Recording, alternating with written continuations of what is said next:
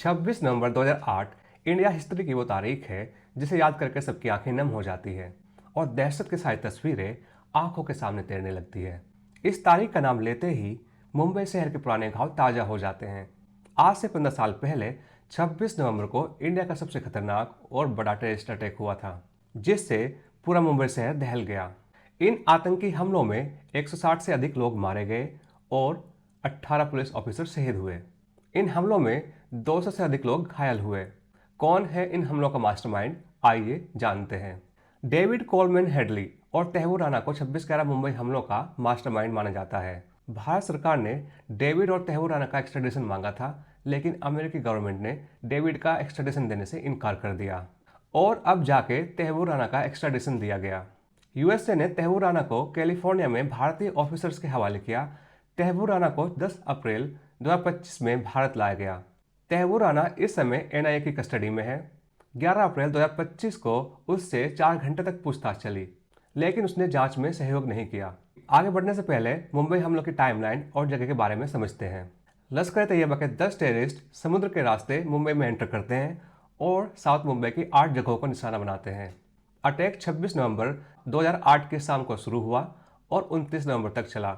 जिन जगहों को टारगेट किया गया उसमें शामिल थे Chhatrapati Shivaji Maharaj terminal, Oberoi Trident, Taj Mahal palace, tower hotel, Leopold cafe, Cama hospital, Nariman house, metro cinema, Times of India के पीछे वाला रोड, सेंट जेवियर कॉलेज। इस अटैक में शामिल 9 आतंकी मारे गए। एक टेररिस्ट अजमल कसाब को जिंदा पकड़ लिया गया। कसाब को 2012 में फांसी दे दी गई। अब बात करते हैं मुंबई हमलों के मुख्य साजिशकर्ता तैमूर राणा की, जिसे हाल ही में इंडिया लाया गया है। तैमूर राणा 26/11 हमलों का एक मुख्य आरोपी है, जिसे हाल ही में भारत लाया गया है। तैमूर राणा पाकिस्तानी मूल का कैनेडियन नागरिक है। उसका जन्म 12 जनवरी 1961 में पाकिस्तान के पंजाब प्रांत में हुआ। वह पहले पाकिस्तानी सेना में कैप्टन रैंक का डॉक्टर था। तैमूर राणा 1990 में पाकिस्तानी सेना छोड़कर कनाडा चला गया और फिर अमेरिका में बस गया, जहां उसने शिकागो में एक immigration and travel consulting company की शुरुआत की। 26/11 मुंबई हमले में तैमूर हुसैन राणा की भूमिका। तैमूर राणा का नाम 26/11 हमलों में इसलिए आया क्योंकि उसने डेविड हेडली को लॉजिस्टिक सपोर्ट प्रोवाइड किया था। अमेरिकन कोर्ट ने डेविड हेडली को मुंबई अटैक की रेकी करने के लिए दोषी पाया। राणा ने हेडली को वीजा और फर्जी दस्तावेज अवेलेबल कराने में मदद की थी और तैमूर राणा खुद भी नवंबर 2008 में मुंबई आया था। डेनमार्क के कोपेनहेगन में लश्कर तैयबा का एक आतंकी हमला फेल हुआ था।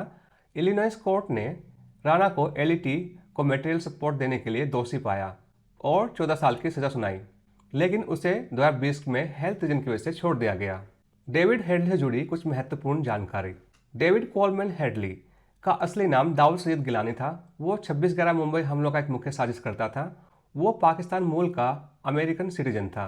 उसके पिता सैयद सलीम गिलानी एक पाकिस्तानी डिप्लोमेट थे और उसकी माँ एलिस हेडली एक अमेरिकन सिटीजन।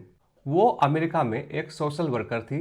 दाऊद सईद गिलानी ने बाद में अपने नाम को डेविड कोलमैन हेडली में बदल लिया ताकि वह आसानी से भारत घूम सके। हेडली ने भारत में कई बार ट्रेवल किया और उसने मुंबई की प्रमुख लोकेशंस जैसे ताज होटल, ओबराय, नरीमन हाउस की तस्वीरें ली, वीडियो बनाई। उसने ये जानकारी लश्कर तैयबा के साथ शेयर की। एफबीआई ने साल 2009 में हेडली को गिरफ्तार किया। जब उससे पूछताछ की गई तो पता चला कैसे उसने मुंबई हमलों की प्लानिंग में मदद की। उसने अपना गुनाह कबूल किया और भारत के खिलाफ आतंकवादी हमले की साजिश रचने का जुर्म स्वीकारा। अमेरिकन कोर्ट ने उसे 35 साल की सजा सुनाई। भारत ने कई बार उसका एक्स्ट्राडिशन मांगा, लेकिन अमेरिका ने इनकार कर दिया। साल 2016 में हेडली ने वीडियो कॉन्फ्रेंसिंग से भारत की एक अदालत के सामने अपना बयान दिया। उसने एक्सेप्ट किया कि हमले में आईएसआई और लश्कर तैयबा का हाथ था। 2011 में तैमूर राणा को एक अमेरिकन कोर्ट ने मुंबई हमलों की साजिश रचने के डायरेक्ट इन्वॉल्वमेंट से बरी कर दिया, लेकिन हमलों के लिए जिम्मेदार टेररिस्ट ऑर्गेनाइजेशन का सपोर्ट करने के लिए उन्हें गिल्टी पाया और 2013 में 14 साल की सजा सुनाई, लेकिन 2020 में उसे रिहा कर दिया गया। लेकिन जब भारत ने राणा के लिए एक्स्ट्राडिशन रिक्वेस्ट किया तो उसे फिर से गिरफ्तार कर लिया गया।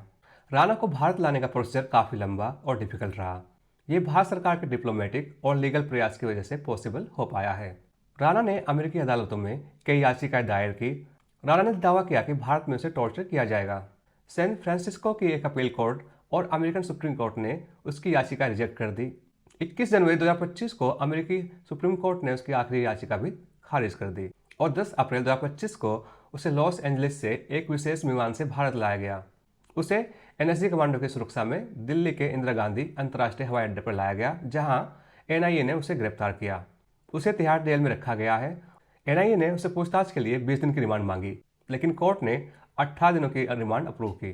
भारत में राणा पर आरोप क्या है? भारत में राणा और हेडली पर मुंबई हमलों में उनकी एलिजिड इन्वॉल्वमेंट के लिए उनकी एब्सेंस में मुकदमा चलाया गया। बाद में हेडली इस मामले में सरकारी गवाह बन गया। भारत की राष्ट्रीय जांच एजेंसी द्वारा राणा के खिलाफ लगाए गए आरोपों में आपराधिक षड्यंत्र और आतंकवाद जैसे मामले शामिल हैं। अमेरिका की निचली अदालत ने भारत में एक्स्ट्राडिशन किए जाने के खिलाफ अपनी याचिकाओं में राणा ने तर्क दिया था कि भारत उसके खिलाफ उन्हीं अपराधों के लिए मुकदमा चलाना चाहता है जिसके लिए अमेरिकी कोर्ट ने उसे बरी किया है। उनकी याचिका को यह कहते हुए खारिज कर दिया गया कि भारत में लगाए गए आरोप अमेरिका में लगाए गए आरोप से अलग हैं। राणा का प्रत्यर्पण भारत की डिप्लोमेटिक और कानूनी जीत मानी जा रही है। ऐसा इसलिए भी क्योंकि यह पहली बार है जब अमेरिका ने आतंकवाद के मामले में किसी आरोपी को भारत को सौंपा है। एनआईए से पूछताछ कर रही है ताकि एलईटी, आईएसआई और अन्य आतंकी नेटवर्क के बारे में और जानकारी निकाली जा सके। भारत में उसके खिलाफ यूएपीए और अन्य कानूनों के तहत केस चल रहा है, जिसमें फांसी तक की सजा का प्रावधान है। तैमूर राणा की भूमिका 26/11 हमलों में महत्वपूर्ण बताई जाती है और उसका एक्स्ट्राडिशन भारत के लिए बड़ी सफलता है और उससे पूछताछ से और सबूत मिलने की उम्मीद है। धन्यवाद।